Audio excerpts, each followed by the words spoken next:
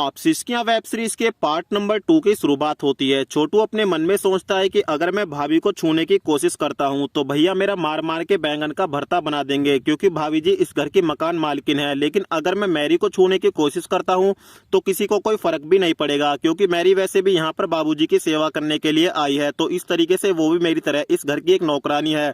चलो मैरी पर ट्राई करके देखते हैं। अब मैरी यहाँ पर सिगरेट पी रही है तो छोटू इसके पास आता है और इससे एक सिगरेट मांगता है। उसके बाद मैरी इसके हाथ में एक सिगरेट दे देती है। उसके बाद छोटू इसके साथ सिगरेट पीने लगता है और इसको बोलता है कि हम यहाँ पर 2 साल से काम कर रहे हैं, तो हमारा तो यहाँ पर अच्छे से मन लग गया है और हमको ये भी पता है कि तुम्हारा भी अब यहाँ पर मन लग गया है। वैसे इससे पहले तुम कहाँ पर काम करती थी? तो इसको गुस्सा आ जाता है और ये इसको बोलती है कि ज्यादा बकचोदी मत कर और अपना काम से काम रख। अब छोटू बोलता है कि हम अपना काम तो कर ही रहे हैं और हमको ये भी पता चल गया है कि तुम रात को बाबूजी को मसाज के साथ साथ और क्या देती हो। इसकी ये बात सुनकर दोस्तों मैरी के तोते उड़ जाते हैं। फिर छोटू बोलता है कि हमको पता है कि इस वक्त तुम हमारे बारे में क्या सोच रही हो। इस वक्त तुम हमारे बारे में सोच रही हो कि कैसे भी करके बस तुम अपने इस हाथ से हमारा गाल लाल करने वाली हो, लेकिन उसके बाद हम भी सबको बता देंगे कि तुम भी रात को बाबूजी को कैसे लाल करती हो और उनसे अपने आप को कहां कहां लाल करवाती हो। तो ये बोलती है कि चूतिए, तुझको जिसको बताना है बता दे, फिलहाल तू यहाँ से चला जा, मेरा दिमाग खराब मत कर। अब बाबूजी रेनू को अपने पास बुलाते हैं और इसको बोलते हैं कि बहू मेरे कपड़े चेंज कर दो। उसके बाद रेनू बाबूजी के कपड़े चेंज करने लगती है तो बाबूजी यहाँ पर रेनू के साथ खुराफाती हरकत कर देते हैं। तो रेनू बोलती है कि बाबूजी अब ये नहीं चलेगा। तो बाबूजी बोलते हैं कि बहू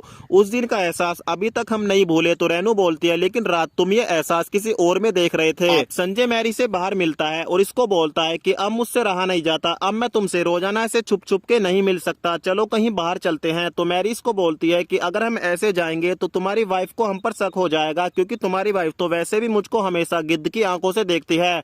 तो संजय से पूछता है कि वैसे तुम्हारा मेरी वाइफ के साथ बिहेव कैसा है? तो ये बताती है कि तुम्हारी वाइफ बहुत अच्छी है और उसको मैंने अपना दोस्त भी बना लिया है, और जब हम सभी लोग एक साथ होते हैं तो तुम अपनी वाइफ से अपनी नजरें मत हटाया करो, क्योंकि उसको किसी भी तरह का शक नहीं होना चाहिए।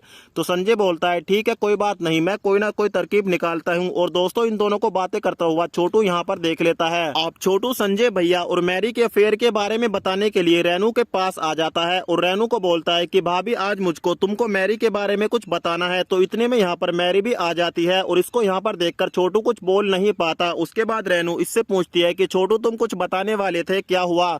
तो छोटू बोलता है कि भाभी बस मैं आपको यही बताने वाला था कि मैरी बाबूजी का अच्छे से ख्याल रख रही है और बाबूजी भी काफी खुश हैं। अब बाबूजी मैरी को फिर से छूने की कोशिश करते हैं, लेकिन इस बार मैरी इनको हाथ नहीं लगाने देती। फिर बाबूजी इसको बोलते हैं कि मेरे पास घड़ी और चैन थी, वो मैंने तुमको दे दी, फिलहाल मेरे पास गोटी है, तुम इसको रख लो, बाकी के पैसे मैं तुमको बाद में दे दूंगा। तो मैरी गुस्से से बाबूजी को बोलती है कि ये कोई परचूने की दुकान नहीं है जहाँ पर उधार चल रहा है, अगर दाम नहीं है तो माल भी नहीं मिलेगा, जब पैसे हो बता देना। उसके बाद बाबूजी अपने मन में सोचते हैं कि खोलने को तो हम अपनी तिजोरी भी खोल सकते हैं, लेकिन हमको पता है कि तेरी औकात क्या है। अब आज रात रेनू का बर्थडे होता है तो फैमिली के सभी लोग इकट्ठा होकर इसका बर्थडे सेलिब्रेट करते हैं। उसके बाद संजय रेनू और मैरी को फिल्म दिखाने का प्लान बना लेता है। तो यहाँ पर रेनू जानबूझकर बहाने लेना शुरू कर देती है और संजय को बोलती है कि मेरे सर में बहुत दर्द है, मैं तुम्हारे साथ फिल्म देखने के लिए नहीं आ सकती, तुम एक काम करो मैरी को अपने साथ ले जाओ, क्योंकि दोस्तों वैसे भी इसकी वाइफ को पहले से इनके बारे में पता चल गया है कि इन दोनों के बीच क्या चल रहा है। और दोस्तों कहानी जो होती है वो यहीं पर समाप्त हो जाती है।